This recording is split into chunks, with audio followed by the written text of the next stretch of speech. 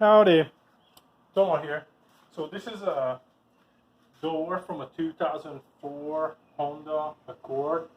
Uh, we had an accident, so I had to get a new door, and the door, the window, the tint wasn't matching the the old door, so I had to swap out the window, and it was kind of tricky. So I just wanted to show you what it takes to swap out the glass um, from a door like this. I believe you can do this on a 2003 all the way to 2007 Honda Accord.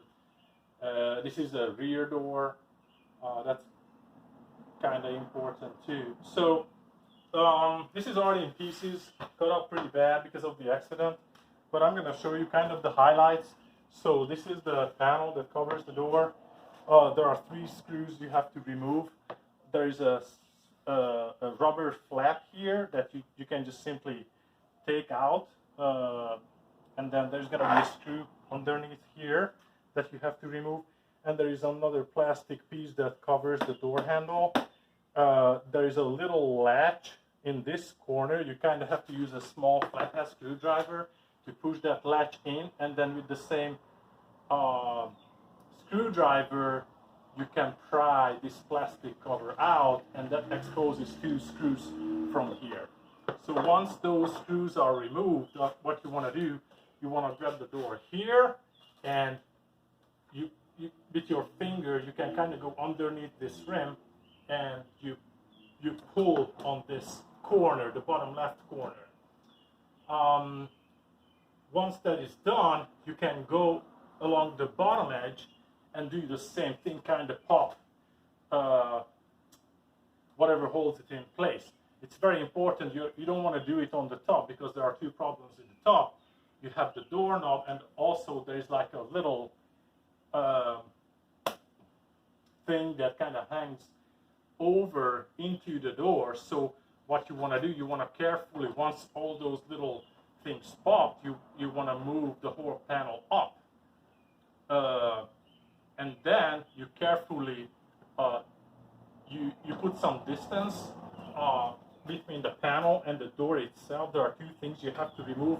I didn't know, so I actually broke the door switch on this guy because I was kind of yanking on it too hard. So there's a little metal, this guy right here, that is connected to the door latch. What you want to do, it's like an L-shaped aluminum piece. It goes into this plastic. You want to pop this out, this L shape, like to the side, so you can remove that little latch thing. The second thing you want to do before you take the panel completely off is this guy. This is the switch panel. I kind of screwed this one up. As you can see, I tore it out. So there's actually a way to disconnect it. There's a little latch here on the door side connector. You push it all the way in, and you can disconnect it. That's it. Pretty simple. So once the door panel is removed, what you want to do is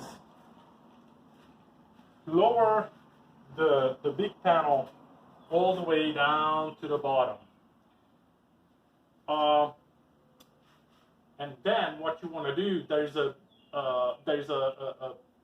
plastic covering this whole panel. It's going to be kind of yellowish, with either a black glue all the way around the perimeter, or some kind of a pour foam, expanding foam kind of deal. What I did, I kind of just peeled a little bit up, and I used an X-Acto knife, and I cut this glue. It's very important to keep this glue kind of clean, because you can put it back on and it's going to readhere. So it's kind of soft, rubbery. You can see it sticks. So just keep it clean so you can put it back up. So what you want to do, you want to remove or flip this up, this plastic, so so you can get access to these two holes here. The reason why you want to do that because there are two screws that hold the big panel to the lifter mechanism. So you want to remove these two bolts. There's another 10 millimeter bolt here that holds this post. You want to remove that one, and there's also on the top, you kind of have to peel this back a little bit from the outside, and there's a little Torx 25, I believe, a little screw. I can show you. So if you peel, that's another thing I screwed up. There's this little Torx screw that you have to remove.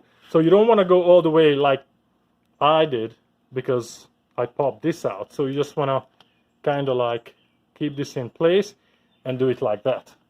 So remove that screw also. That's going to completely remove this this thing. So once that is done, you kind of have to peel the rubber gasket from this corner, from the inside, the main panel's gasket, back. So you start peeling that, and you can pull it out.